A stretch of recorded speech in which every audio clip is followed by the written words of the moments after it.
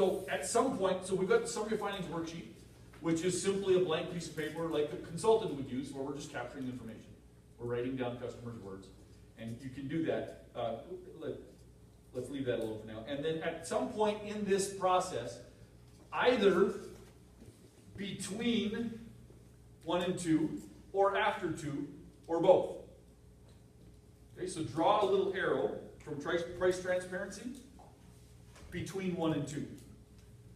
You may do price transparency between 1 and 2, or not. And you may do it again after number 2. You're going to do it at least once in every call. Can you give us an example of price transparency? Yeah.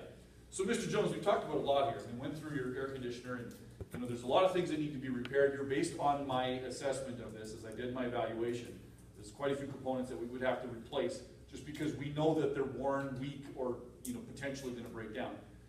So we could do all of those things, and we could also just get this thing fixed today. Is it okay if I give you an idea kind of what we're looking at cost-wise?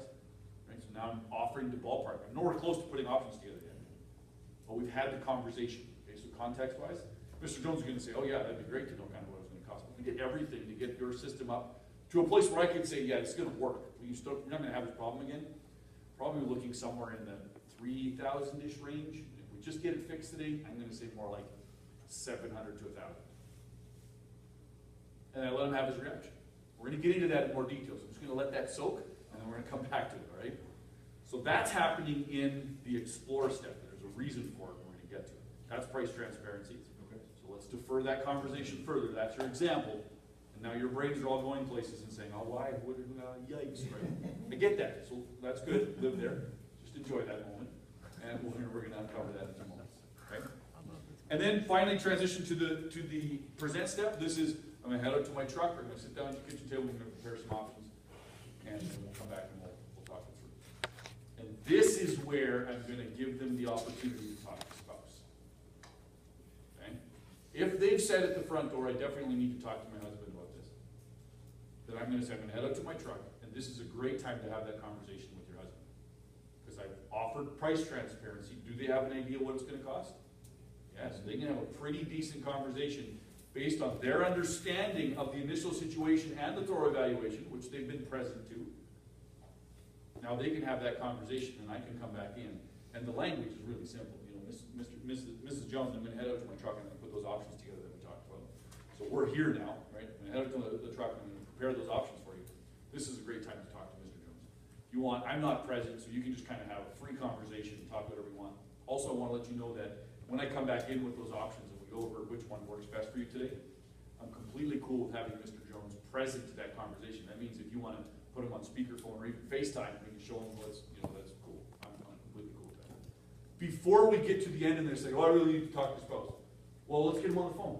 What's the response to that? He's busy. "Oh, he's in a meeting." 100% of husbands whose wives are having service at their house are meetings. It's a strange statistic, but it's a true one. Yes? Yeah, that exists, doesn't it? It doesn't exist if I do it like this. If I give them that, again, notice how I'm raising the objection in advance. And just like, here it is on a silver platter. You want to talk to your husband, do it. Not saying that we're not going to wait to the end to pull that card. We're saying, do it. Here it is. Talk to your husband. I'm going to be out of here for a few minutes. You know what it's going to cost roughly. You can have a really transparent conversation with your husband. And tell him that we can talk together when we're going to. And if he's actually interested, and if it's actually real, he'll be there. You'll have that conversation on the phone. And wouldn't that be great? So it's all about being intentional in this explore step. This is really simple. We're looking at a few things, and we're asking a bunch of questions. Very simple. Yes? When you say that 75% of the time they're interested, did you already made that initial call to have us there? Yeah, oh, absolutely. The reason that you're there, 99% maybe, in service work, people don't just wake up and say, "It's a beautiful day. I'll call an electrician."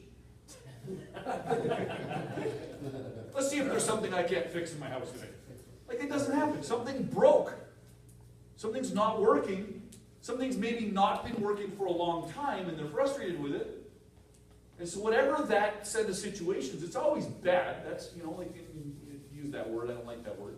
But it's usually not desirable that our customer had to call us today, right? That's the position they're coming at us from.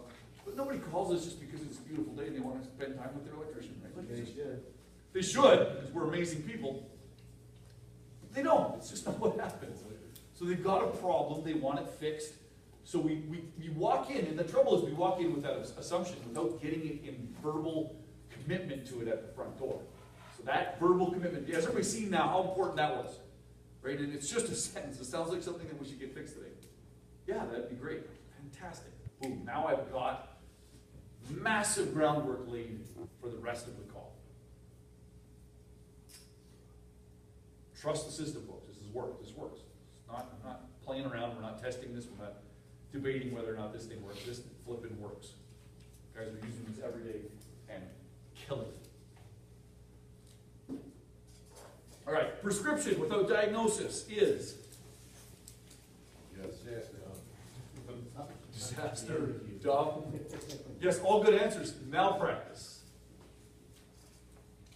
Prescription without diagnosis is malpractice, and that is true in every professional industry. Prescription without diagnosis is malpractice. So the biggest tool we have in this explore step is our questions, and this is how we're going to ask